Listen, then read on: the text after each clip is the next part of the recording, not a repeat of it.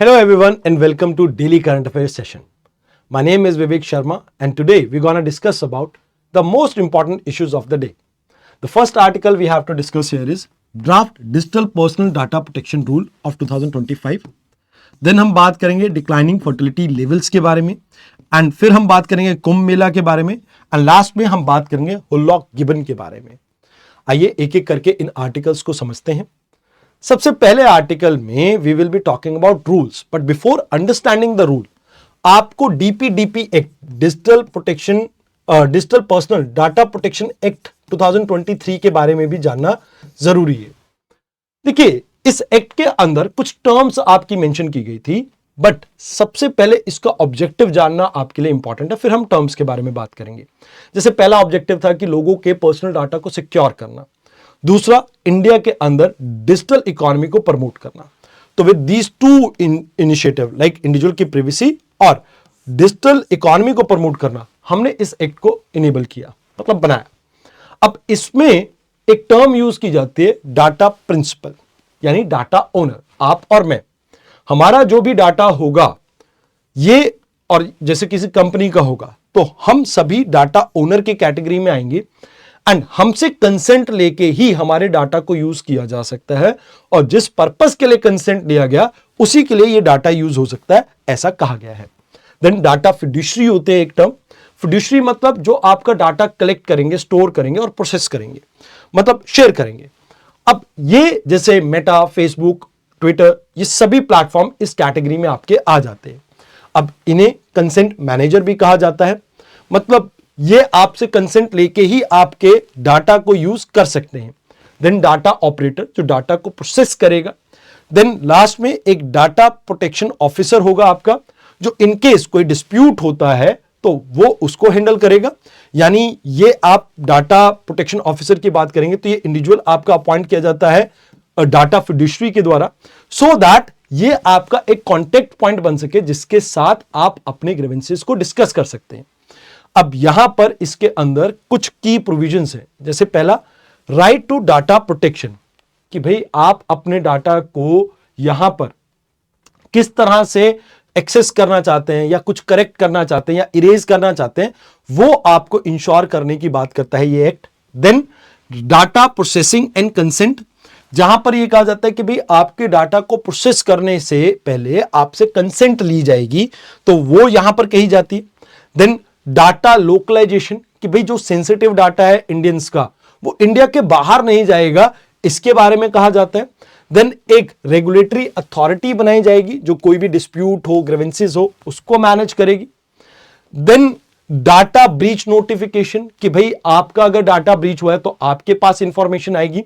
And even जो ये board बनाया गया, that is data protection board of India, जो कि अथॉरिटी है आपकी, इसको भी इंफॉर्म किया जाएगा. इन केस अगर कोई कंपनी फिड्यूशरी इसको इंप्लीमेंट नहीं करती रेगुलेशंस को, तो उसको 10,000 से लेकर 250 करोड़ तक का फाइन यहां पे लग सकता है.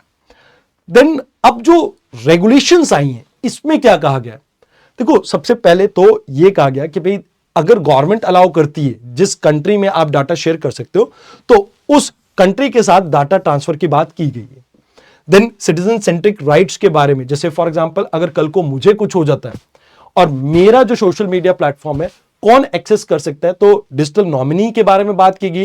इन एडिशन टू दिस, आप डाटा इरेज करवाना चाहते हैं तो डाटा इरेज की डिमांड भी आप यहां पर प्रोसेस कर सकते हैं. तो वो सभी मैकेनिज्म इसमें प्रोवाइड किए गए हैं. देन कितने टाइम तक, जैसे फॉर एग्जांपल मेरा डाटा कब तक एक कंपनी स्टोर करके रखेगी, तो 3 साल. अब ये 3 साल कब से? जब मेरा लास्ट इंटरेक्शन था या जब ये रूल नोटिफाई होंगे उसके बाद से 3 साल. मतलब जो भी लेट होगा, लेटर स्टेज पे आ रहा है, तो उसके अकॉर्डिंगली ये 3 साल आपके कैलकुलेट किए जाएंगे. देन यहां पर कहा जाता है कि भाई डिजिटल फर्स्ट अप्रोच को हम लेके आए हैं. अब इसमें क्या है कि देखो, आप मैक्सिमम टाइम क्या करते हो कि बहुत सारे कंसेंट्स लेने पड़ते हैं और ग्रीवेंस रिड्रेसल में कई बार बहुत प्रॉब्लम आ जाती है. तो कंसेंट मैकेनिज्म, ग्रीवेंस रिड्रेसल और किस तरह से डाटा प्रोटेक्शन बोर्ड आपका काम करेगा, इसके अंदर ईज ऑफ डूइंग बिजनेस को ध्यान में रखते हुए हम डाटा डिजिटल बाय डिजाइन इस प्रोसेस के ऊपर फोकस कर रहे हैं, जहां पर हम बॉर्न डिजिटल इस प्रिंसिपल को अप्लाई करते हैं कि भाई देखो, मेरा डाटा है, मेरे डाटा को मैं किस तरह से देखता हूं, या कोई मेरा ग्रीवेंसेस है उसको किस तरह से सॉल्व किया जाना चाहिए, वो सभी चीजें इसमें डील की जाएंगी। अब अगर आप देखें, एक छोटी कंपनी है, उसके लिए बहुत सारी कंप्लायंसेस उसके कहीं ना कहीं नेगेटिव इंपैक्ट करेगी, तो उनको स्टार्टअप और एमएसएमईज को लोअर कंप्लायंस कही है हमने। वेयर आज जो बड़े सिग्निफिकेंट जायंट्स हैं, जैसे मेटा हो गया, माइक्रोसॉफ्ट हो गया या ट्विटर हो गया, इन सब के ऊपर हायर ऑब्लिगेशंस आपकी रहेंगी। अब कंसेंट मैनेजर ऐसी कोई इंस्टीट्यूशन बनेगा जिसकी नेट टर्नओवर मिनिमम 2 करोड़ से ऊपर हो, एंड यहां पर ये हैंडल करेगा कंसेंट को और उसको मैनेज करेगा डाटा को। तो ये चीजें यहां पर बात की गई है। एंड डीपीडीपी बोर्ड आपका जो ये डीपीबीआई बोर्ड, यानी data protection and board of India, sorry पहले कुछ डीपीडीपी बोल दिया था, तो यहां पर इस बोर्ड को हम एक क्वासी जुडिशियल अथॉरिटी बनाएंगे, मतलब इसके पास सिविल कोर्ट्स की पावर होगी, किसी को भी सम्मन कर सकता है, किसी से भी एविडेंसेस वगैरह ले सकता है, ये पावर इसको यहां पर दी गई है। अब इसमें क्या बेनिफिट निकल के आ रहे, तो पहली बात तो प्रिंसिपल बेस्ड फ्रेमवर्क है, तो यूरोपियन यूनियन से बेटर ये रूल्स हैं, जहां पर आप कंपनीज के ऊपर ओवरबर्डन नहीं कर रहे हो, ईज ऑफ डूइंग बिजनेस को प्रमोट कर रहे हो, यानी सिंप्लिसिटी है, क्लैरिटी है, एंड मोर ओवर कंसेंट बार बार मांगना नहीं पड़ रहा है, आपकी कंसेंट फटीग खत्म हो जाती है यहां पे। देन इंडस्ट्रियल स्पेसिफिक हमने फ्लेक्सिबिलिटी भी दी, इंडस्ट्री स्पेसिफिक, जैसे एजुकेशनल इंस्टीट्यूशन है या हेल्थ केयर इंस्टीट्यूशन है, अब इनको डाटा चाहिए मॉनिटरिंग के लिए, तो वो चीज भी हमने यहां पे प्रोवाइड की है कि भाई इनको एग्जम्पशन दे दी हमने। इन एडिशन टू दिस हमने यहां पर एम्पावर किया है यूजर्स को कि भाई अगर वो अपने जैसे डाटा को किस तरह से लाइक स्टोर करवाना चाहते हैं, उसमें कुछ करेक्ट करवाना चाहते हैं, इरेज करवाना चाहते हैं, कोई ग्रीवेंसेस है, तो उनको एड्रेस करने का प्रोविजन यहां पर बात की गई है। एंड ये कहीं ना कहीं सारी जो नॉर्म्स लेके आए बैलेंस आउट करते हैं इनोवेशन और साथ के साथ रेगुलेशन को, कि भाई बहुत ज्यादा ओवर रेगुलेट कर दोगे तो इनोवेशन का गला घोट दोगे आप, तो वो चीज यहां पर आपको देखने को नहीं मिलती है। बट यहां पर कुछ जेन्युइन कंसर्न है, जैसे पहला कि डाटा लोकलाइजेशन अपने आप में एक बड़ा चैलेंज है, क्योंकि बहुत सारा इंफ्रास्ट्रक्चर लगता है, डिजिटल इंफ्रास्ट्रक्चर इसमें, एंड जो कॉस्ट इंक्रीज कर देगा, तो वो एक बड़ी प्रॉब्लम हो सकती है। देन देयर इज एम्बिग्यूटी कि भाई गवर्नमेंट किस हद तक आपके डाटा को एक्सेस कर सकती है, उसके ऊपर कोई लिमिट नहीं लगाई गई। एंड मोर ओवर आपने ये जो डीपीबीआई जो आपका बोर्ड हमने बनाया था, इस बोर्ड को आप गवर्नमेंट के अंडर ही ऑपरेट करवा रहे हो, कोई ऑटोनॉमी नहीं दी है, वो भी एक हमारे सामने प्रॉब्लम है। तो ये प्रॉब्लम एड्रेस करनी बहुत जरूरी है, एंड जिसके थ्रू आप एक्चुअल में इंडिया में इंश्योर कर पाओगे डिजिटल इकोनॉमी की ग्रोथ को। तो these are the things that you have to keep in mind in this article. Now let's talk about the fertility level in केरला's maternal mortality रेशियो। तो यहां पर आपको समझना होगा कि केरला हमारी एक ऐसी स्टेट है जिसने 1987-88 में टोटल फर्टिलिटी रेट को अचीव किया था, यानी हम दो हमारे दो। बट अभी के टाइम में ये जो टोटल फर्टिलिटी रेट है ये 1.35 के आसपास आ गया है। अब कहते हैं इसके पीछे मल्टीपल रीजंस हैं, जैसे केरला में सबसे बड़ी जो प्रॉब्लम अभी जो ये डाटा कलेक्ट किया गया है, ये किया गया है 2018 और 20 के बीच में, तो उस टाइम कोविड था, तो कुछ कोविड की वजह से डाटा के अंदर आपको प्रॉब्लम देखने को मिल रही है। दूसरी जो चीज है यहां पर आपको देखने को मिल रही है कि भाई केरला से बहुत सारे लोग बाहर माइग्रेट कर रहे हैं, खासकर एजुकेशन के लिए या एम्प्लॉयमेंट के लिए, तो जिसकी वजह से आपको यहां पर बूढ़ों की पॉपुलेशन बढ़ती हुई दिख रही है। And in addition to this Kerala में लोग मैरिज लेट कर रहे हैं, मैरिज लेट करने के साथ साथ बच्चे लेट हो रहे हैं, और इसमें प्रॉब्लम ये हो रही है कि जितना लेट आप बच्चा करते हो उतनी ही कॉम्प्लेक्सिटी जो प्रेगनेंसी में है वो इंक्रीज हो जाती है, जिसकी वजह से ये जो मटरनल मोर्टालिटी रेट है ये आपका इंक्रीज हो रहा है। तो मतलब कहने की बात ये है कि ये जो आपका डाटा कलेक्ट किया गया था वो किया गया था सैंपल रजिस्ट्रेशन सिस्टम के द्वारा, एंड इसमें ये कहा जा रहा है कि 19 females die during the pregnancy. तो वैसे ये इंडिया के मुकाबले में डाटा आपका बहुत अच्छा है कि भाई इन्होंने बहुत अच्छा अचीव कर रखा है, क्योंकि ओवरऑल इंडिया में समवेयर अराउंड 103 के आसपास आपको ये रेट देखने को मिलता है, 2020 के आसपास के डाटा जो है हमारे पास। बट केरला में ये फिर भी बहुत कम है। बट यहां इसके कुछ चैलेंजेस आपको देखने को मिलेंगे। अब चैलेंजेस क्या देखने को मिलेंगे? अब जैसे पहला चैलेंज तो ये हो गया कि भाई आपकी इकॉनमी इस स्टेट की डिसरप्ट हो सकती है। कैसे? अब बूढ़ों की पॉपुलेशन बढ़ेगी, जवान नहीं होंगे, तो इससे क्या होगा? गवर्नमेंट का रेवेन्यू डिक्लाइन करेगा, केयर पे ज्यादा पैसा खर्च करना पड़ेगा, तो इकोनॉमी के ऊपर असर पड़ेगा, पहली बात। दूसरी बात, डेमोग्राफी के ऊपर भी असर पड़ेगा। अब इन बुजुर्ग लोगों की देखभाल के लिए कौन आएगा? तो यहां पर कहीं ना कहीं जो केयर एंड वेलफेयर का इशू एक आपका ओरिजिनेट होता है। देन पॉलिसी के ऊपर भी आपका इंपैक्ट पड़ेगा, जहां पर आप ये मान के चलो कि आपको एक्यूरेट डाटा कलेक्शन के ऊपर कहीं ना कहीं फोकस करना चाहिए, ताकि पॉलिसी मेकिंग के लिए आपके पास सही डाटा हो, जिसके बेसिस पे करेक्ट एक्शन करेक्ट टाइम पे लिए जा सके। अब अगर हम ये कर देते हैं तो इससे बहुत सारे बेनिफिट देखने को मिलेंगे। अब गवर्नमेंट ने ऐसी कई स्कीम्स भी लॉन्च की है जिससे इंडिया के अंदर मैटरनल मोर्टालिटी रेट को हम रिड्यूस कर रहे हैं। जैसे पहला है प्रधानमंत्री सुरक्षित मातृत्व अभियान। अब इसमें एंटीनेटल केयर्स यानी प्रेगनेंसी के टाइम पे हर 9वें दिन, एक महीने के, हम फ्री चेकअप प्रोवाइड करेंगे प्रेग्नेंट वुमेन्स को।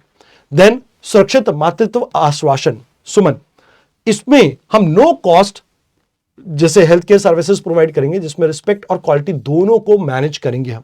देन जननी शिशु सुरक्षा कार्यक्रम, इसमें हम इंस्टीट्यूशनल डिलीवरीज को प्रमोट करने के लिए फ्री ट्रांसपोर्टेशन, मेडिसिन, डाइट्स, ये सब चीज यहां पर करी जाएंगी। एंड जो डिलीवरी होगी फ्री ऑफ कॉस्ट, और इसमें सिजेरियन भी आपका इंक्लूडेड है।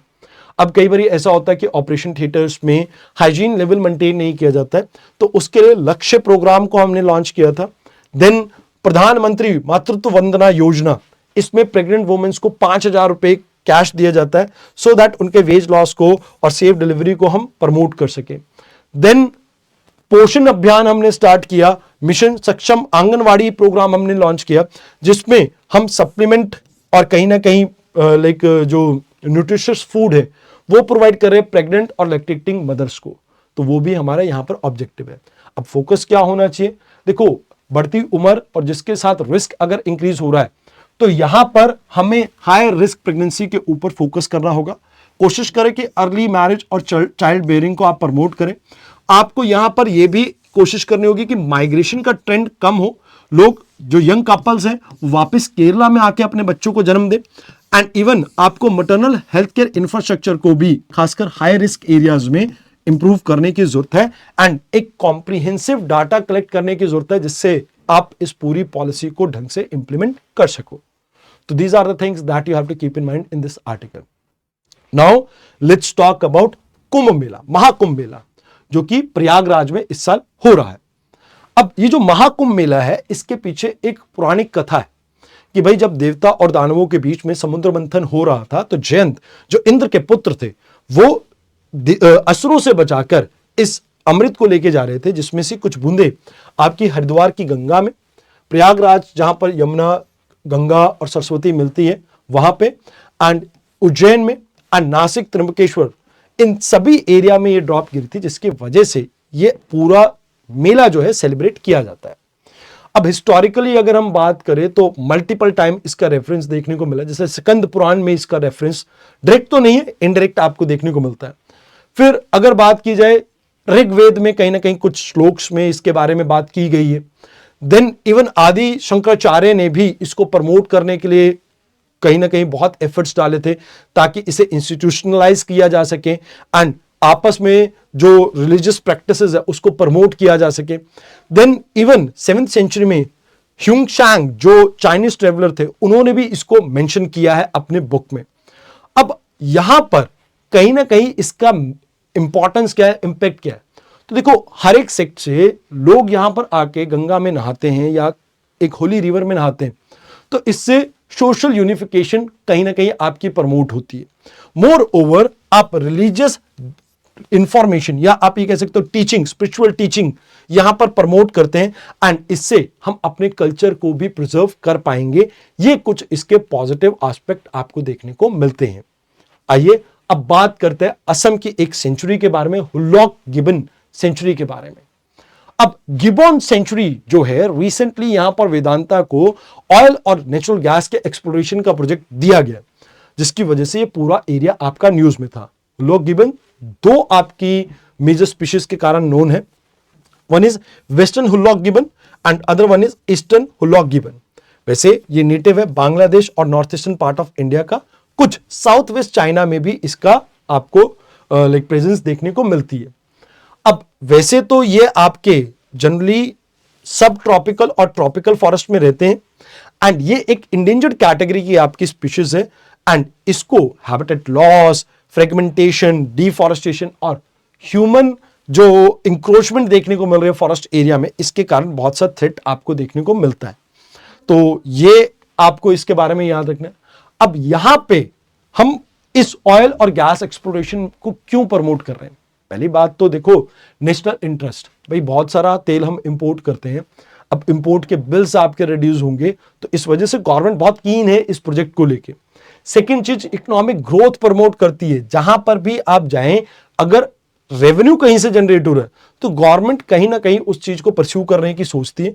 अब टेक्नोलॉजी में बहुत सारा एडवांसमेंट आ चुका है तो जो नेगेटिव इंपैक्ट है वो कहीं ना कहीं आप मिनिमाइज कर सकते हैं एनवायरनमेंट के ऊपर एंड इससे जॉब क्रिएशन और एनर्जी इंडिपेंडेंस को आप प्रमोट करेंगे। बट इसमें बहुत सारे चैलेंजेस भी हैं। चैलेंजेस क्या है कि भैया बायोडाइवर्सिटी कंजर्वेशन एफर्ट्स आपके कहीं ना कहीं बैक सीट पे चले जाएंगे। कई बार ऐसे इरिवर्सिबल डैमेज किए जाते हैं इन प्रोजेक्ट्स के कारण जिसको वापस से रिस्टोर करना बहुत मुश्किल है एंड कहीं ना कहीं ये सस्टेनेबल डेवलपमेंट के प्रिंसिपल के अगेंस्ट जाता है एंड इससे आने वाले टाइम में ह्यूमन एनिमल कॉन्फ्लिक्ट आपका इंक्रीज होगा। तो because of which in projects को आपको कम करना चाहिए। अब वे फॉरवर्ड क्या हो सकता है? आप कंपनसेटरी एफॉरेस्टेशन को प्रमोट कीजिए, जहां पर आप यहां पर अगर कुछ एरिया को कॉम्प्रोमाइज कर रहे हो तो आप जो वाइल्ड लाइफ है उसको कहीं ना कहीं हैबिटेट प्रोवाइड करने की बात करें। देन इन्वायरमेंटल इंपैक्ट असेसमेंट में हमें कोशिश करनी चाहिए वेरियस स्टेक होल्डर्स को इन्वॉल्व करें सो दैट एक बेटर कॉम्प्रिहेंसिव रिपोर्ट क्रिएट करके हम इन्वायरमेंट के ऊपर इंपैक्ट को मिनिमाइज कर सकें। देन हमें ग्रीन टेक्नोलॉजी के ऊपर फोकस करना चाहिए, रिन्यूएबल एनर्जी के ऊपर फोकस करना चाहिए। इन शॉर्ट हमें अवॉइड करना चाहिए ऐसी कोई भी प्रैक्टिसेस जो इन्वायरमेंट के ऊपर नेगेटिव इंपैक्ट क्रिएट करती हो। तो इस आर्टिकल में इतना ही था, आज के डिस्कशन में इतना ही था। आई होप आपको डिस्कशन अच्छी लगी हो। आज के लिए इतना ही, धन्यवाद।